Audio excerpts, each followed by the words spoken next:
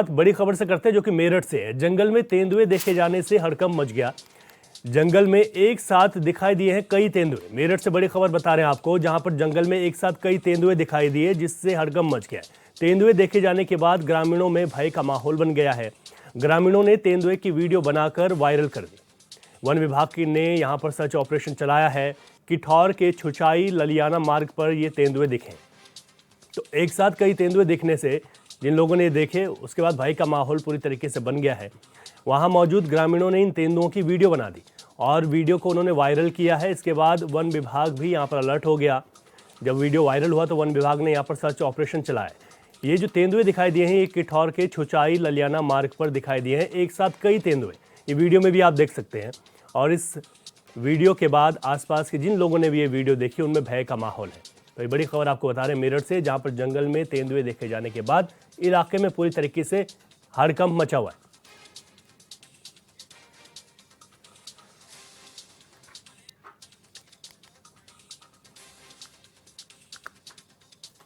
और इस वक्त आपको सीधे देहरादून लेकर चलते हैं, जहां पर उत्तराखंड के मुख्यमंत्री पुष्कर सिंह धामी मौजूद हैं। हिमालय दिवस है आज और इस पर कार्यक्रम हो रहा है।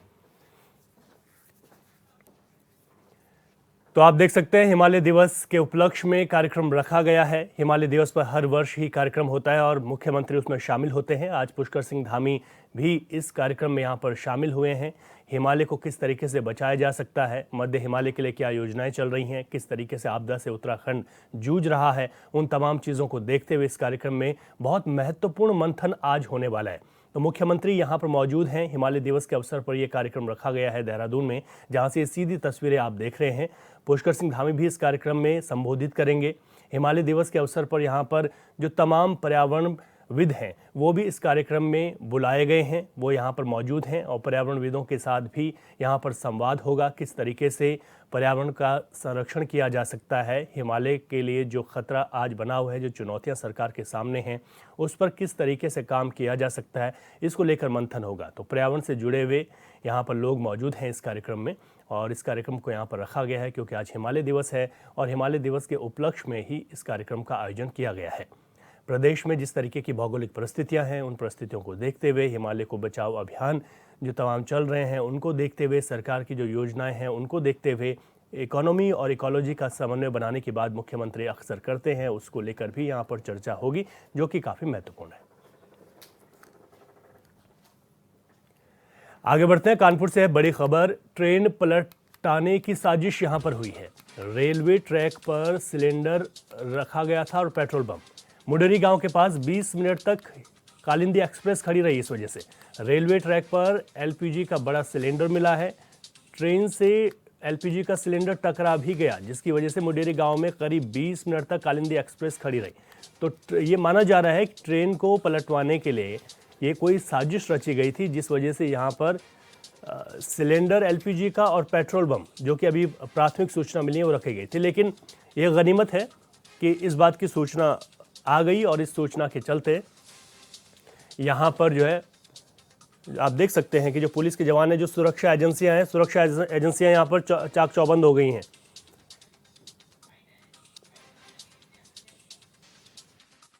वो सूचित किया गया कि एक ट्रेन जो प्रयागराज से भिवानी की तरफ जाती है और इस रूट से जो है वो गुजर रही थी। तभी ड्राइवर को जो है वो ट्रैक पे एक सिलेंडर दिखा और उसने इमरजेंसी ब्रेक लगाया।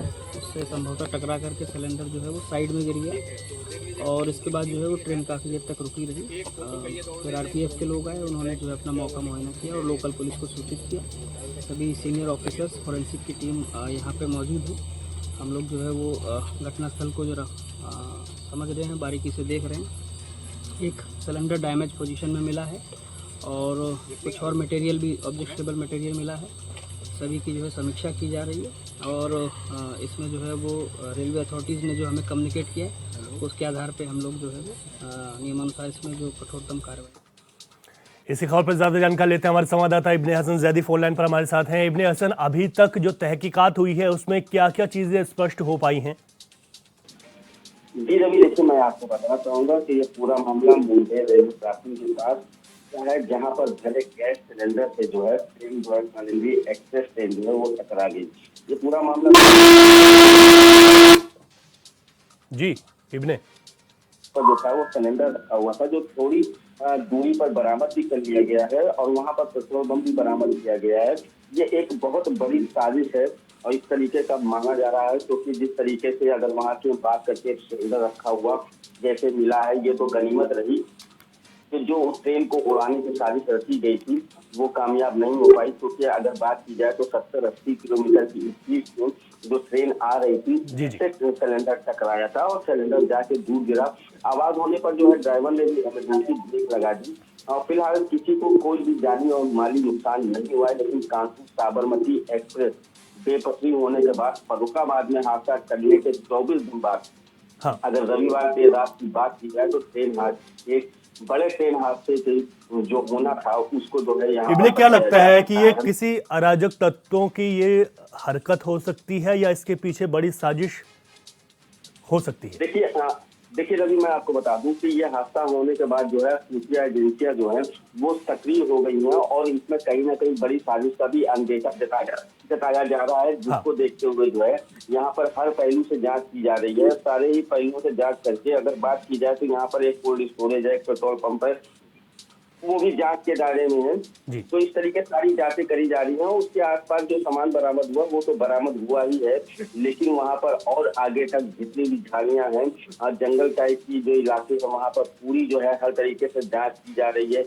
सुरक्षा एजेंसी के साथ जो वहाँ पॉलिटिक्स टीम भी जो है वो भी देर रात वहाँ पे पहुंच गई है। उस टीम ने भी वहाँ पर तमाम सारे सैंपल जुटाए और पुलिस अधिकारियों के मुताबिक अगर साजिश बिंदु पर जांच शुरू कर दी गई। कालिंदी एक्सप्रेस के साथ जो 70 से 75 पुलिस कर्मियों के अलावा ड्रैगन लाइट लेकर कन्नौज से आरपीएफ की टीम भी वहाँ पे पहुंच गई थी।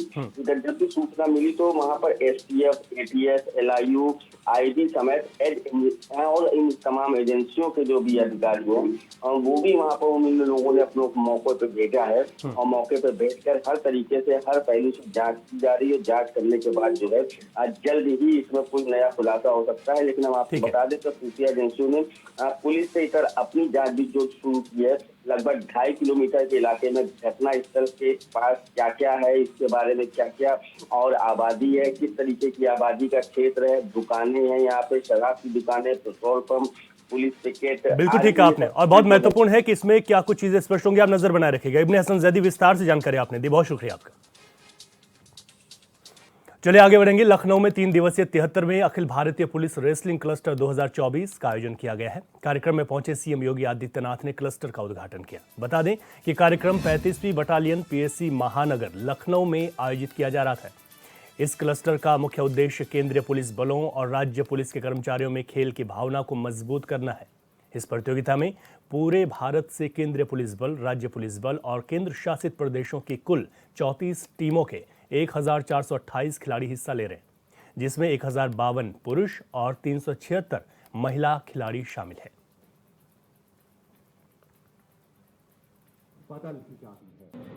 देश के यशस्वी प्रधानमंत्री श्री नरेंद्र मोदी जी ने 2014 में देश के प्रधानमंत्री बनने के बाद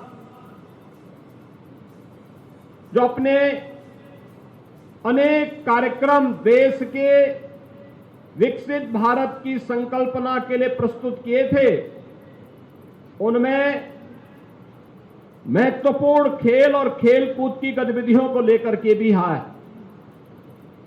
आपने इस बात को देखा होगा, खेलो इंडिया खेलों की प्रतियोगिताएं रही हो या फिट इंडिया मूवमेंट अथवा सांसद खेलकूद प्रतियोगिता, गांव से लेकर के राष्ट्रीय स्तर की प्रतियोगिताएं बखूबी इस आयोजन के माध्यम से आज आयोजित हो रही हैं। हर तबके का व्यक्ति इन आयोजनों के साथ जुड़ रहा है और वर्तमान में पेरिस में चल रहे पैरा ओलंपिक में भारतीय खिलाड़ियों के जज्बे को पूरा देश और पूरी दुनिया देख रही है कि कैसे बेहतरीन प्रदर्शन करते हुए पैरा ओलंपिक के हमारे दिव्यांग खिलाड़ियों ने अपनी प्रतिभा और अपने देश का लोहा वहां मनाने का काम भी किया है। मुझे बताते हुए प्रसन्नता है कि यह दृश्य हमारे लिए प्रसन्नता का क्षण इसलिए भी प्रस्तुत करता है क्योंकि यह प्रधानमंत्री जी के एक भारत श्रेष्ठ भारत की परिकल्पना को भी साकार कर रहा है। देश भर के पुलिस बलों के जवान, केंद्रीय पुलिस बलों के जवान और उनके अधिकारी इस आयोजन में भागीदार बन रहे हैं। खेल हमें शारीरिक रूप से स्वस्थ बनाने, अपने कार्य के प्रति समर्पण के भाव के साथ तो जोड़ता ही है, साथ साथ जीवन में उतार चढ़ाव के हर एक मोड़ पर जीते तो अति प्रफुल्लित होकर के अन्यों के जीवन में बाधा पैदा करने की जो कुत्सित चेष्टाएं होती हैं उसको रोकने का एक सामर्थ्य देता है। तो अगर किन्हीं कारणों से सफलता नहीं प्राप्त हुई तो शालीनता के साथ उसको स्वीकार करने का भी एक सामर्थ्य हर एक खिलाड़ी के अंदर पैदा करता है। जीवन इसी से चलता है। बहुत बार पराजय भी हमारी उससे बड़ी जीत के लिए मार्ग प्रशस्त करता है। और आज जब यहां पे ऑल इंडिया पुलिस रेसलिंग 2024 के इस आयोजन का उद्घाटन हो रहा है, मैं इस अवसर पर देश भर से आए हुए पुलिस कार्मिकों का यही आह्वान करूंगा कि राष्ट्रीय सुरक्षा का मुद्दा हो या विभिन्न प्रदेशों में कानून व्यवस्था या सुरक्षा का बेहतरीन माहौल बनाने का पुलिस अपने इन गुरुतर दायित्वों का निर्वहन पूरी प्रतिबद्धता और ईमानदारी के साथ करने का प्रयास करती है। लेकिन इस सब के बावजूद अन्य ऐसी गतिविधियां जो समाज को जोड़ती हो, एक दूसरे के मन में विश्वास पैदा करती हो, उन आयोजनों के साथ जुड़ना उतना ही रचनात्मक है। और इसीलिए केवल पुलिसिंग ही नहीं बल्कि हमें अन्य रचनात्मक कार्यक्रमों के साथ भी जुड़ना होगा। इस विश्वास के साथ ही उत्तर प्रदेश ने खेल और खेल कूद की गतिविधियों को आगे बढ़ाने के लिए आदरणीय प्रधानमंत्री जी के मार्गदर्शन में व्यापक कार्य योजना को आगे बढ़ाया। हम लोगों ने एक खेल नीति भी बनाई। ओलंपिक में, कॉमनवेल्थ में, एशियाड में, विश्व चैंपियनशिप में जो खिलाड़ी मेडल प्राप्त करते हैं उन खिलाड़ियों को सीधी भर्ती के माध्यम से उत्तर प्रदेश पुलिस बल का हिस्सा बनाने की कार्रवाई, और मुझे बताते हुए प्रसन्नता है कि ऐसे अब तक 500 से अधिक खिलाड़ियों को हम लोगों ने उत्तर प्रदेश पुलिस बल में भर्ती करने की कार्रवाई के साथ जोड़ा है, उन्हें सीधे भर्ती के साथ जोड़ा है। उनके बेहतरीन प्रदर्शन आज उत्तर प्रदेश पुलिस बल को एक नई गति देने में योगदान दे रहे हैं। उत्तर प्रदेश खेल कूद की गतिविधियों को आगे बढ़ाने के लिए 57,000 ग्राम पंचायतों में खेल का मैदान, 825 विकास खंडों में मिनी स्टेडियम और 75 जनपदों में स्टेडियम निर्माण के कार्यक्रम को युद्ध स्तर पर आगे बढ़ाने वाला राज्य है। और आज जब यह खेल कूद के कार्यक्रम यहां पर प्रारंभ हो रहे हैं, स्वाभाविक रूप से रेसलिंग के क्षेत्र में अनेक देश भर से आए हुए आप सभी पुलिस जनों के द्वारा अपने अपने प्रदर्शन को यहां पे देश भर के आए हुए जवानों के सामने प्रस्तुत करने का अवसर प्राप्त होगा।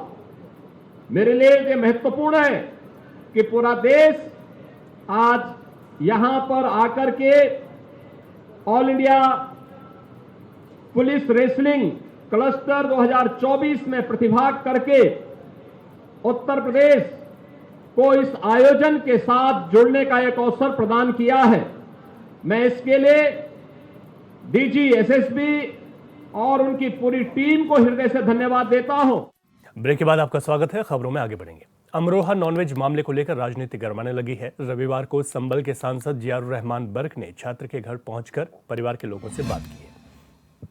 और हर संभव मदद का भरोसा दिलाया। इस दौरान मीडिया से रूबरू होते हुए उन्होंने कहा कि आज़ाद मुल्क के इस तरह की घटना होना दुखद है। उन्होंने स्कूल के प्रधानाचार्य पर कार्रवाई की मांग की। साथ ही कहा कि कार्रवाई होने से इस मानसिकता के लोगों को सबक मिलेगा।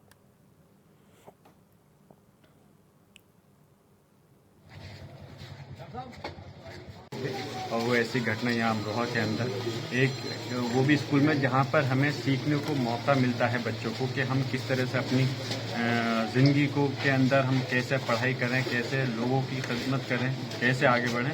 वो स्कूल से ऐसा मैसेज जो दिया है बहुत अफसोस की बात है। और ऐसे तो मैं ये कहूँगा कि कोई भी हो, टीचर हो, प्रिंसिपल हो, ऐसे लोगों को स्कूल में रहने का कोई ज़रूरत ही नहीं होनी चाहिए। ऐसे लोगों के खिलाफ सख्त से सख्त कार्रवाई हो, उनको स्कूल से निकालना चाहिए, उनके ऊपर मुकदमा। मुजफ्फरनगर पहुंची हिंदुवादी नेता साध्वी प्राची ने कन्हैया मित्तल के कांग्रेस में जाने को लेकर बयान दिया। उन्होंने कहा कि कन्हैया मित्तल से जाकर पूछिए कि क्या अब उन्हें राम प्रिय नहीं लग रहे हैं। कानून व्यवस्था पर बोलते हुए साध्वी प्राची ने कहा कि सीएम योगी जो कर रहे हैं वो बिल्कुल ठीक है। सपा पर निशाना साधते हुए उन्होंने कहा कि सीएम प्रदेश में सुख शांति के लिए सब कर रहे हैं, लेकिन अखिलेश यादव की सरकार में चारों ओर अपराधी खुलेआम घूम रहे और अपराध चरम पर था।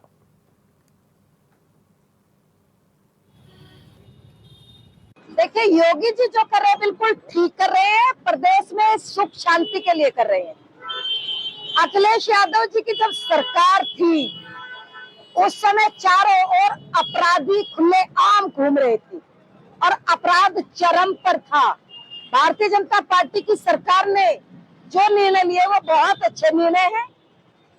अपराधियों पर अंकुश करने के लिए योगी जी बिल्कुल ठीक कर रहे हैं। राहुल गांधी ने भी पक्ष किया है अखिलेश यादव का इस बात में।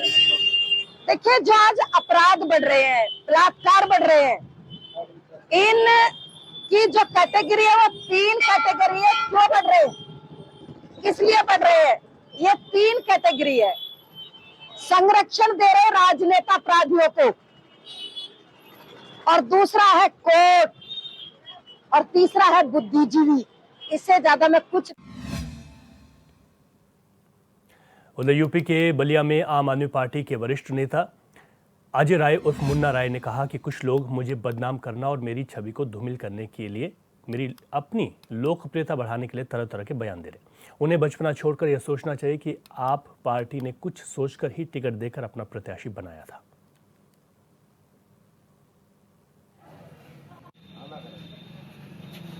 अजय राय मुन्ना जनता के बीच में रहता है। अजय राय मुन्ना जनता की सेवा करता है। और कुछ लोग लौंडे जो हैं, 2 दिन के लौंडे मुचमुंडे, ये जो है कि फ्री में लोकप्रियता अपनी बढ़ाने के लिए हमारे नाम को ये धूमिल और बदनाम करना चाहते हैं कि मुन्ना जी का नाम लेकर के हम आगे बढ़ जाएं। तो जनता सब समझती है, जनता सब जानती है। तुम्हारा मैटर और किसी का मैटर क्या है, उससे हमको क्या लेना देना है? तुमसे हमारा कोई लेना देना नहीं। हमको तो हम पार्टी के एक जो है कि सिपाही हैं, कार्यकर्ता हैं, और जो है कि पार्टी का झंडा और टोपी लेकर के मैं चलने वाला इंसान हूँ। कोई ऐसा मामला नहीं है। कुछ ना समझ लोग जो पार्टी में अपने तरीके से आ गए हैं, गणित करके, गुणा गणित करके, और उन्हें राजनीति का कखा खगा भी नहीं मालूम है। और वो जो सस्ती लोकप्रियता पाने के लिए किसी का नाम बेच करके, किसी को बदनाम करके राजनीति में आगे बढ़ना चाहते हैं, जिसकी मैं निंदा करता हूं। और इस तरीके की कोई बात ही नहीं है।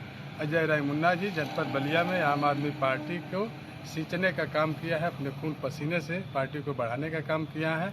कोई आज तक आम आदमी पार्टी को बलिया में जानता तक नहीं था। जिस आम आदमी पार्टी को बलिया में अजय राय मुन्ना ने, बल्कि पूर्वांचल में बलिया का नाम रोशन करने का काम। बिजनौर में इन दिनों गुलदार की दस्तक से ग्रामीणों में दहशत है। गुलदार के डर से लोगों ने खेत में जाना और सड़कों पर टहलना बंद कर दिया। रोजाना गुलदार शिकार की तलाश में घूमता फिरता नजर आ रहा है। वहीं वन विभाग के कई अफसरों और कर्मचारियों ने गुलदार को पकड़ने के लिए जंगल में डेरा डाल दिया। साथ ही ग्रामीणों की सुरक्षा को देखते हुए लाउड स्पीकर के जरिए सतर्क किया जा रहा है। साथ ही गुलदार को पकड़ने के लिए जगह जगह पिंजरे भी लगा दिए गए।